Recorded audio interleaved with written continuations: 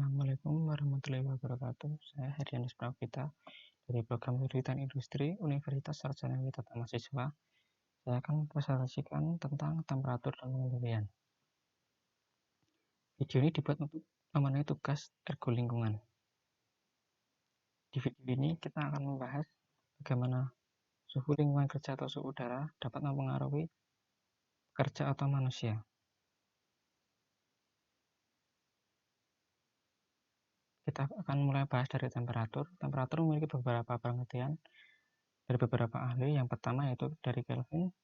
Temperatur merupakan ukuran gerakan molekular yang mempunyai besaran absolut.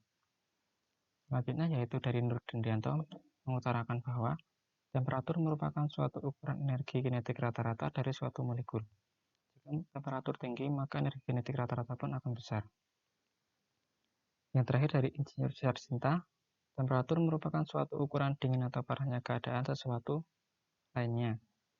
Satuan ukur dari yang banyak digunakan di Indonesia adalah derajat Celcius dan yang banyak digunakan di luar negeri adalah Fahrenheit.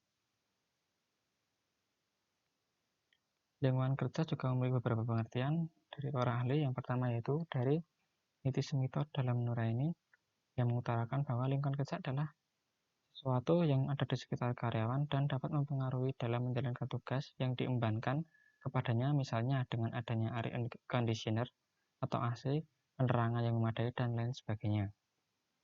Selanjutnya yaitu dari Isyandi, lingkungan kerja adalah sesuatu yang ada di lingkungan para pekerja yang dapat mempengaruhi dirinya dalam menjalankan tugas seperti temperatur, kelembaban, ventilasi, penerangan, kegaduhan, kebersihan tempat kerja, dan memadai tidaknya alat-alat perlengkapan kerja. Dari Simanjuntak mengutarakan bahwa lingkungan kerja dapat diartikan sebagai keseluruhan alat perkakas yang dihadapi, lingkungan sekitarnya di mana seorang bekerja, metode kerjanya, sebagai pengaruh kerjanya baik sebagai perorangan maupun sebagai kelompok. Di sini adalah salah satu contoh bagaimana pengaruh suhu udara lingkungan kerja dapat mempengaruhi pekerjanya. Seperti salah satu contoh, bagaimana daging milik CV Surya Cemerlang Abadi yang memiliki suhu dingin. Ya, selanjutnya perusahaan baja PT Krakatau Steel dan perusahaan timah PT Timah TINS. Keseimbangan panas dalam tubuh dapat diformulasikan sebagai berikut.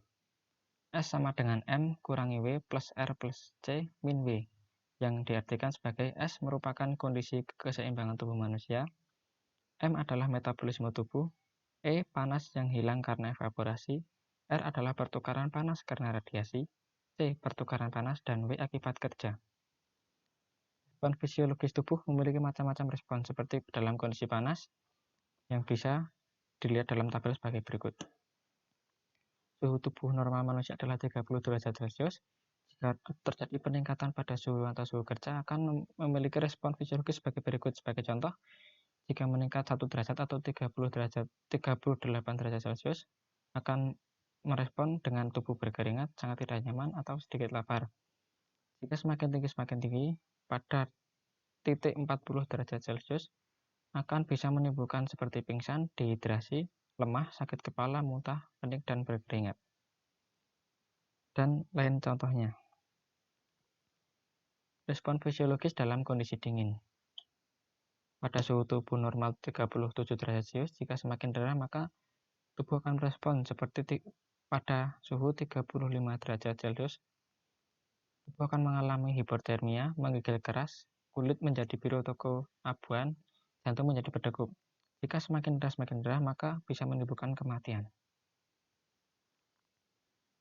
Menurut Bishop, panas yang berlebihan di tubuh baik akibat proses metabolisme tubuh maupun paparan panas dari lingkungan kerja dapat menimbulkan masalah kesehatan dan mempengaruhi fungsi kognitif bekerja. Berdasarkan penelitian yang telah dilakukan, tindakan yang berisiko dilakukan para pekerja meningkat bersama dengan peningkatan temperatur pada lingkungan kerja di atas standar. Berikut adalah tabel nilai ambang batas iklim kerja indeks suhu basah dan pola ISBP. Tabel ini menunjukkan seberapa besar suhu udara yang direkomendasikan sesuai dengan beban kerja masing-masing dan waktu istirahat yang cukup. Seperti salah satu contoh, jika waktu bekerja selama 8 jam tanpa istirahat, maka suhu udara yang dianjurkan adalah 30 derajat Celcius untuk beban kerja ringan 26,7 derajat Celcius untuk beban kerja sedang, dan 25,0 derajat Celcius untuk dalam beban kerja yang berat, dan lain sebagainya. Alat pengukur ISBP. Dalam alat ukur ini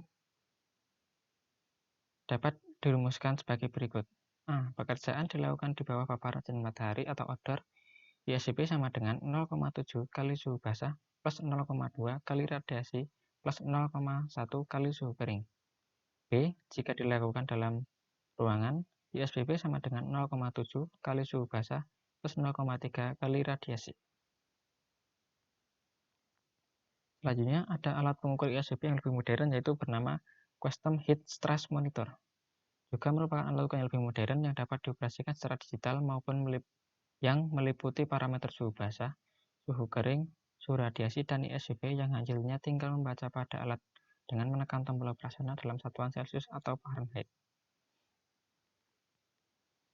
Berikut adalah pertolongan pertama penanganan heat stroke atau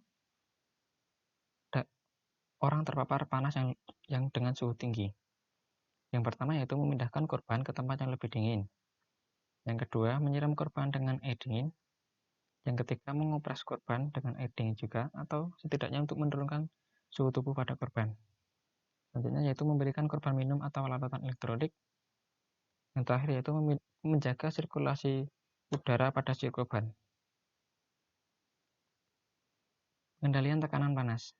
Untuk mengendalikan pengaruh pemaparan tekanan panas terhadap tenaga kerja, perlu dilakukan koreksi tempat kerja, sumber-sumber panas lingkungan, dan aktivitas yang dilakukan dengan tujuan menilai secara cermat faktor-faktor tekanan panas dan mengukur ISBP pada masing-masing pekerjaan sehingga dapat dilakukan pengendalian secara benar, efektif, dan efisien.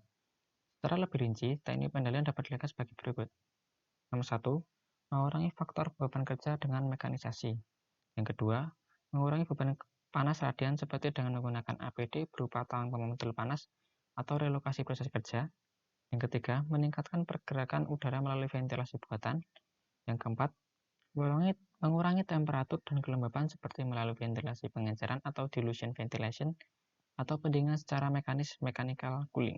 Yang terakhir yaitu pembatasan terhadap waktu pemaparan panas dengan cara pemisahan tempat kerja dari ruang kerja untuk pemulihan dan mengatur waktu istirahat yang baik.